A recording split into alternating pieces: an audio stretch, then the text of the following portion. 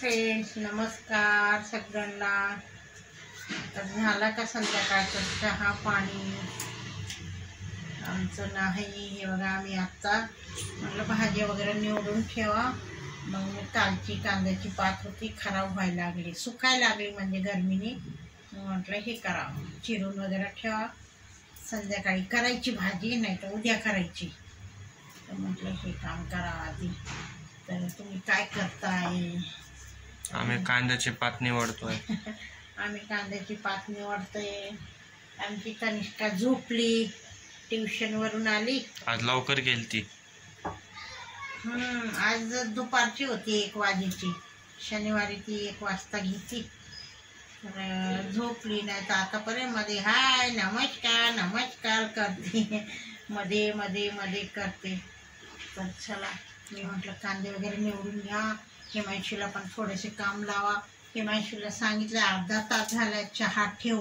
मी ठेवतोय तर मम्मी म्हणते राहू दे, मी ठेवते. मी झोपलीये, मला बरं वाटत नाहीये, जरा कणकणी आलीये मला.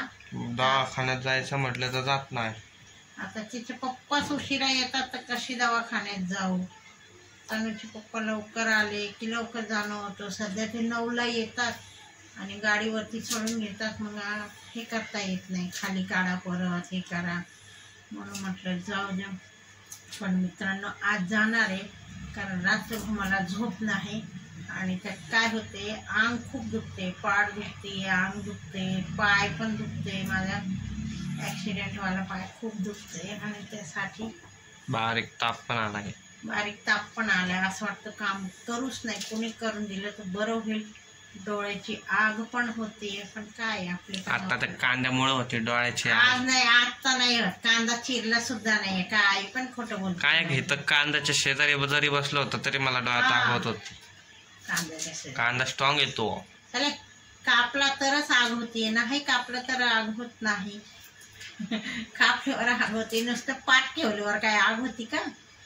बघ, ट्राय करून. हा बरं. हे बघा, आता मी चिरते, पण नाही हीट कसं ताप बाहेर पडतो तसं गरम गरम वाफा होता तसं होते.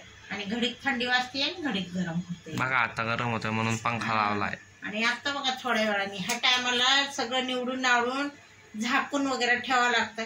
पाहुणे येतात, थोड्या टायमाला इतके पाहुणे येतात हिमांशूला भेटायला. मित्र पाहुणे म्हणजे मच्छर इतक्या येतात. तुम्ही काही उघडं ठेवलं की लगेच पाऊस पडतो. पाऊस इतका मच्छरांनी आमच्या इथे थैमान मांडलाय. काय करा हे मच्छरांना, काय माहिती, काय कळत नाही. बाहेर तर 7:30च्या पुढे गल्लीत कुणी दिसत नाही.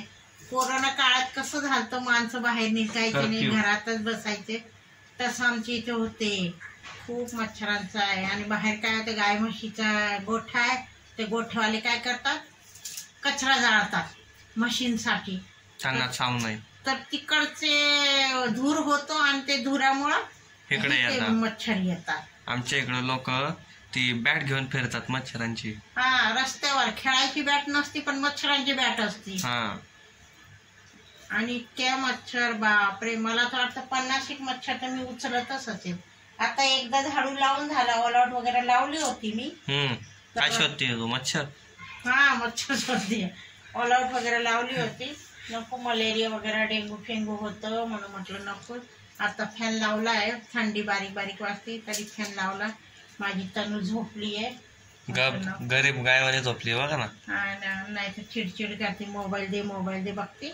मोबाईल हिसकून घेतला, झोपली. चला तर मित्रांनो, आता मी चहा ठेवते. या तुम्ही पण चहा प्यायला. हो, या चहा प्यायला. आता मी ही भाजी करणार आहे संध्याकाळी. काय फ्रेंड्स, तुम्ही लाईक करत नाही, सबस्क्राईब केलं नाही भरपूर.